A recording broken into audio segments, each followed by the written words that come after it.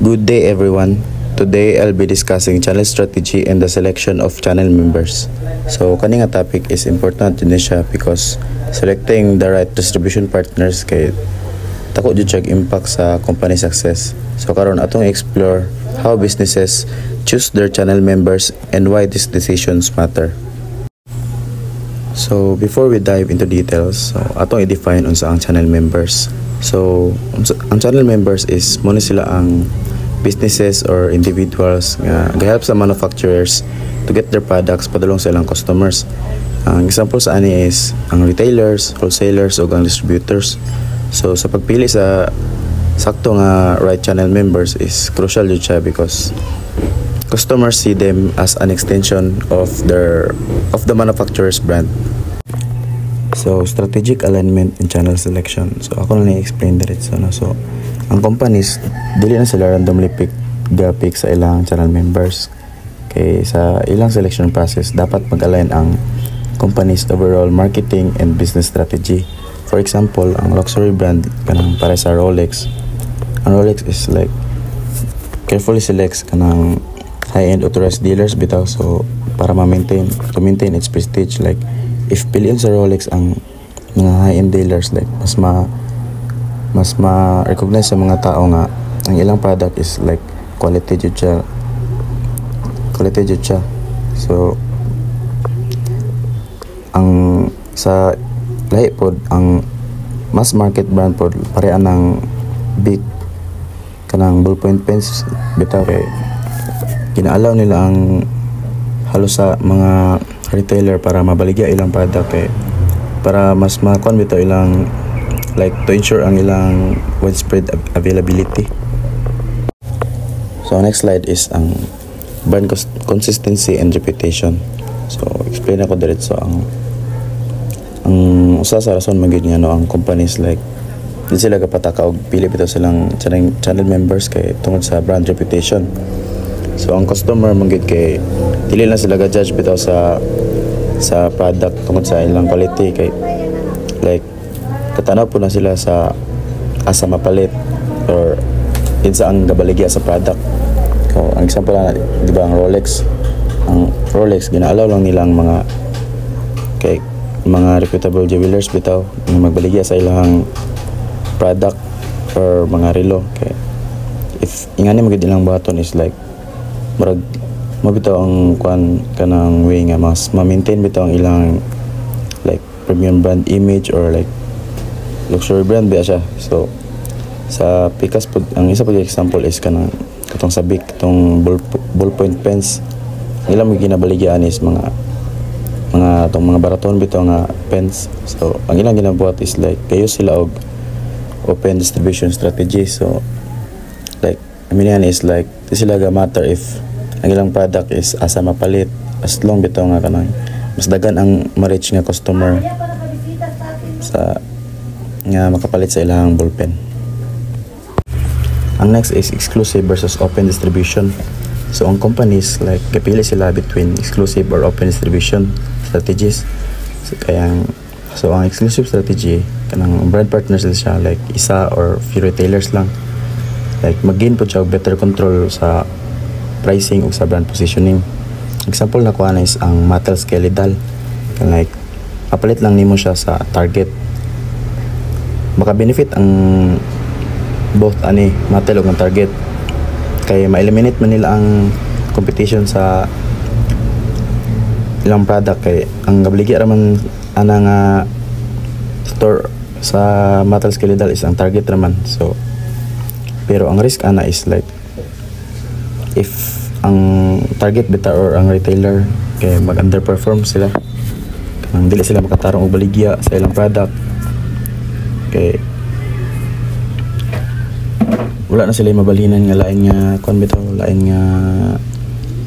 kanang sales outlets nga magbaligya sa ilang product kay isa ra man ilang gipili nga store or partner nga magbaligya sa ilang product kay pud kanang baliktaran po siya sa open distribution kay ang open distribution magid like available bitaw siya sa dagan bitaw nga like mas taas iyang ma-reach nga mga customers nga na. So mo ning gigamit sa Bix kaning open distribution katong Bix ballpoint pen, like mas ensure bitaw nila ang wide availability sa ilang product, like tas barato ra pa jud siya. So mas dagan sila og halin, tas mas dagan pod ang ilahang kanang mas dagan bitaw ang marit sa ilahang kanang product bitaw, mas dagan na makapalit ana. Pero ang risk pod ana is kanang less bitaw yung control sa product, kay dagan man ang ihang na distributan para sa exclusive nga few bitaw, or like isa lang iyang partner sa iyang product. So mas better gid ang iyang control sa iyang baligya di para sa open nga mas less gid mo control, kay dagan man ang imong na-distributan sa imong product.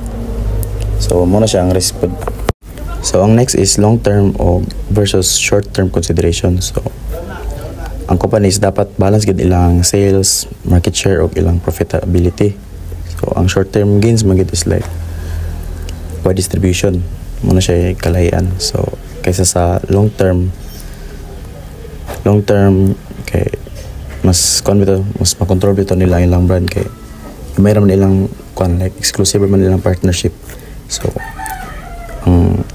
sa pagpili daw sa channel members, like ang companies dapat i-consider pud nila ilang long term brand control bitaw kaysa sa ilang short term goals. Kay ang company kasagaran ang uban companies like gusto sila paspas nga halin or like quick sales o kanang market penetration bitaw. So ang kana is like i-choose nila ang kanang broad distribution strategy. Pero if gusto pud nila i-maintain ang ilang premium image or like kanang brand loyalty bitaw, ilang ipilian is like kanang ilang optionan is like ang kanang exclusive partnership.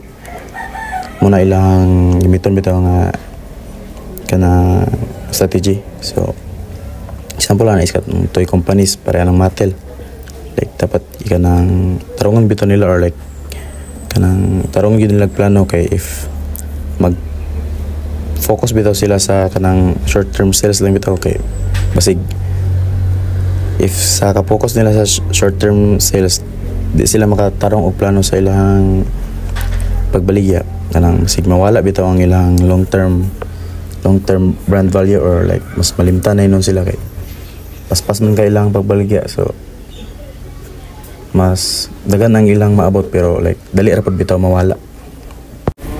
So ang last is conclusion.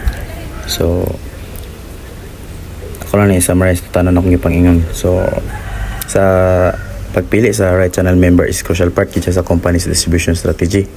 Okay, ang ilang dapat decision kay mag-align dapat sa brand image, target market ug ang ilang long-term goals bitaw. Tapos ang kanang mga luxury brands gid dilaw kanang mas pili bitaw or like selective distribution para ma-maintain ang ilang kanang exclusivity bitaw. So tas ang mas market brands pod mas prioritize nila ang kanang wide availability bitaw, mas dagan kag ma-reach bitaw nga customer, mas dagan kag halin. Tas ang companies like dapat mag-weigh po siya sa risk og sa benefits sa exclusive versus open distribution. Tapos